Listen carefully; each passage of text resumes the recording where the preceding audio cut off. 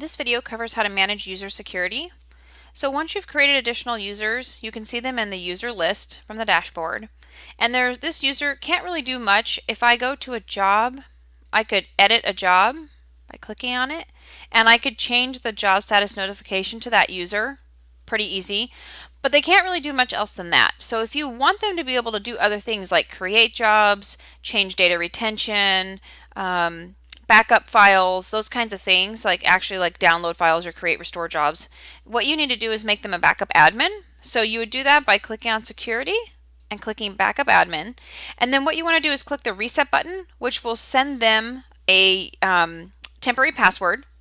And then what they'll do is they can use that to log in. Once they log in, they can change that password because it's going to be, random characters. It's not going to mean anything, would be hard to remember. But once they log in, they could change that password to whatever works for them.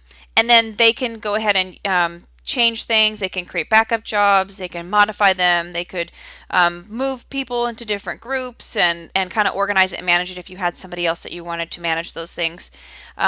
At that point, you could also undo this if you needed to. If you ever need to undo them as a backup admin, you would just uncheck this. That's how you manage the security for additional users.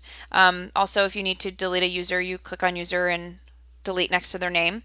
But basically, the security is where you're going to give them rights to be able to manage everything in this, over here as far as jobs and groups, or just allow them to be able to receive those email status notifications.